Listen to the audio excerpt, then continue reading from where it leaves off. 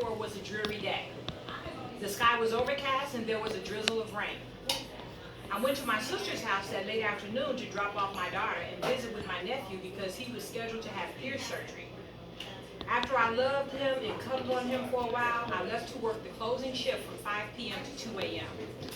I had scheduled my favorite two closers and anticipated an easy evening. When I arrived at the store, I checked in and started my shift. Foot traffic was about normal and the team worked as expected. We joked in our usual way as the evening drifted through the late night. The head cook was new to the team. However, we had worked numerous times on day shifts, and I found him to be mostly reliable, and he knew his task very well. The head cashier was also reliable, dependable, and skilled on the front counter. There were two additional personnel working with us, which should have made it an unproblematic night. As the sun set and the sky darkened, I turned on the outside lights. They illuminated the property from the front peninsula and back garbage dumpster to each street surrounding the building. The store faced Jeffrey Boulevard and was sided by 83rd Street to the right and South Chicago on the left. All streets running 2 lanes of traffic. As the evening turned dark, at the drive-thru, a customer told me that it was dark around the store, so he did not realize the store was open. So I made sure the lights were on and the switch was in the upright position, and it was. Without realizing the store was still surrounded by darkness, I continued to work my shift.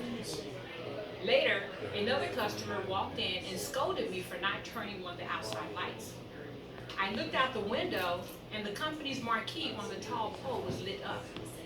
The customer then said, "Yeah, but it's dark everywhere else." In a confused state, I went back and noticed how someone had accessed the electric panel and turned all the switches in the off position. I turned them back on. As the evening dragged on, another drive-thru customer told me the lights were off again, and my stress level increased. Since it was so near to closing time, I did not bother to reset the panel. A little while later, after they had completed their task, I let the second cashier and second cook out the front door, while the other cashier, cook, and I proceeded to clean up for the night.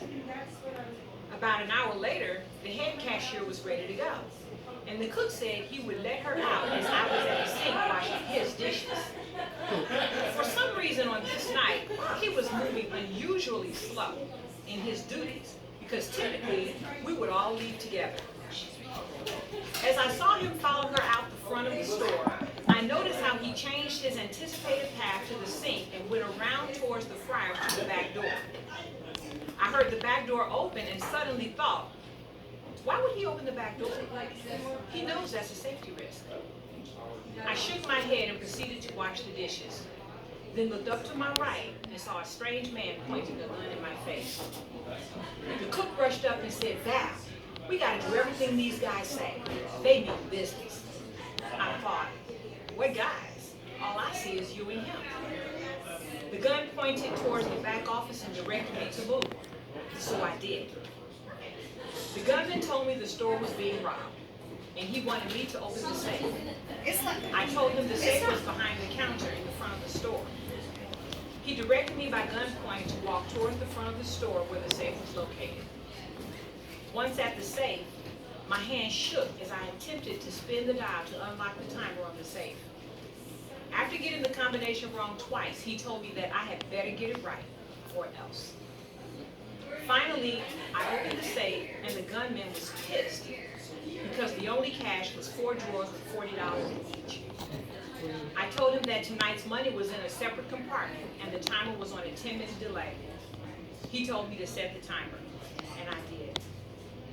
I was then directed to the walk-in refrigerator with the gun stuck in my lower back. The gunman then came in the walk-in, and he pointed the gun at me. Fear and anxiety crept up my stomach to my chest and throat. Apprehension and a disquieting humiliation swept over me as he looked down my blouse. I started to sweat when he told me to stand in the corner. While walking to the corner, I looked over my left shoulder and I asked, "You're not going to hurt me, are you?" He said, "No, baby, I just don't want you to see me leave." I turned to look at the wall corner, then I looked over my right shoulder. I saw the gun in his right hand pointing towards the floor.